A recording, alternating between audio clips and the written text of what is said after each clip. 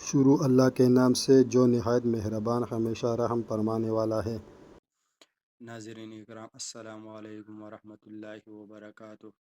آج ہم اس عظیم ہستی کا ذکر کرتے جا رہے ہیں جن کا ذکر خود اللہ تعالیٰ نے قرآن مجید میں بلند فرمایا۔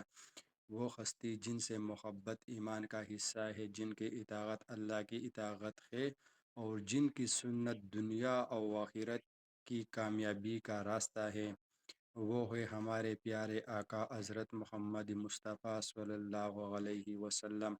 اللہ تعالیٰ نے فرمایا، اور ہم نے آپ کو تمام جہانوں کے لیے رحمت بنا کر بھیجا۔ رسول اللہ صلی اللہ علیہ وسلم کی پوری زندگی انسانیت کے لیے ہدایت، رحمت اور بہترین نمونہ ہے۔ آپ صلی اللہ علیہ وسلم نے اندھیروں میں ڈوبی ہوئی دنیا کو ایمان کی روشنی عطا کی، لوگوں کو ظلم سے نکال کر عدل کی طرف بلایا، نفرتوں کو محبت میں بدلا اور دلوں کو اللہ تعالیٰ کی معرفت سے روشن کیا۔ آپ صلی اللہ علیہ وسلم بچپن ہی سے سچے اور ایماندار تھے۔ مکہ کے لوگ آپ کو الصادق اور الامین کہتے تھے۔ نبوت سے پہلے بھی لوگ اپنی امانتیں آپ کے پاس رکھتے تھے، کیونکہ انہیں یقین تھا کہ محمد صلی اللہ علیہ وسلم کبھی خیانت نہیں کریں گے۔ رسول اللہ صلی اللہ علیہ وسلم کا اخلاق ایسا تھا کہ دشمن بھی متاثر ہوئے بغیر نہ رہ سکے۔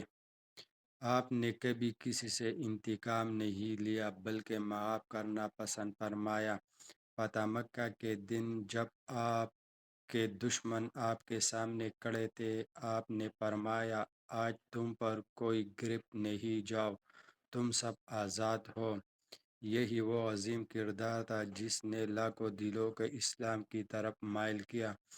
آپ صلی اللہ علیہ وسلم بچوں سے بے حد محبت کرتے تھے، انہیں سلام کرتے، گود میں اٹھاتے، ان کے ساتھ شفقت سے پیش آتے، یتیموں کی دلجوئی فرماتے اور غریبوں کی مدد کرتے۔ آپ صلی اللہ علیہ وسلم راتوں کو اللہ تعالیٰ کے حضور طویل قیام فرماتے، اتنی عبادت کرتے کہ مبارک قدموں پر وارم آ جاتا۔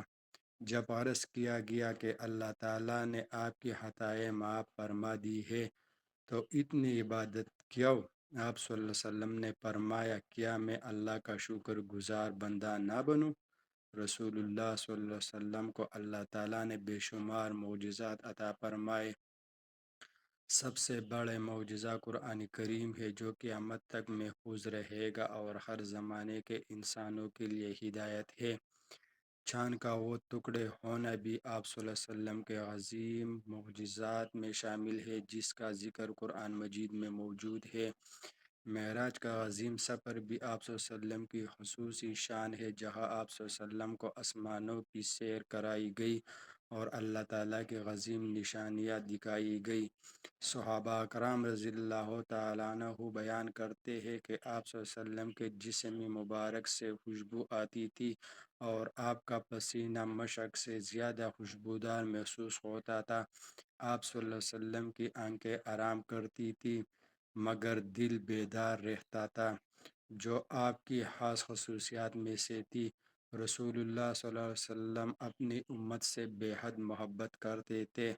آپ ہمیشہ اپنی امت کی بھلائی کی دعا فرماتے اور قیامت کے دن بھی سب سے پہلے اپنی امت کی فکر کریں گے۔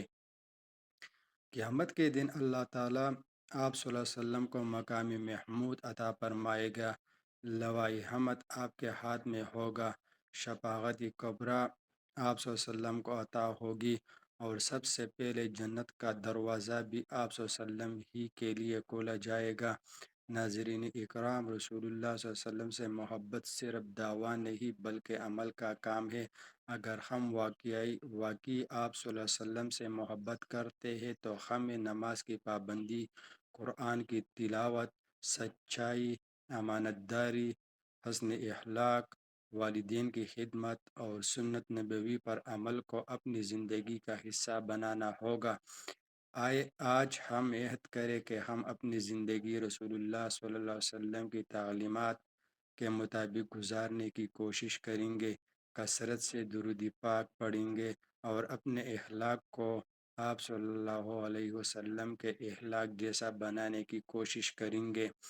اللہ تعالیٰ ہمیں اپنے محبوب نبی حضرت محمد صلی اللہ علیہ وآلہ وسلم کی سچی محبت عطا فرمائے، ان کے سنت پر چلنے کی توفیق دے اور قیامت کے دن ان کے شفاعت نصیب فرمائے۔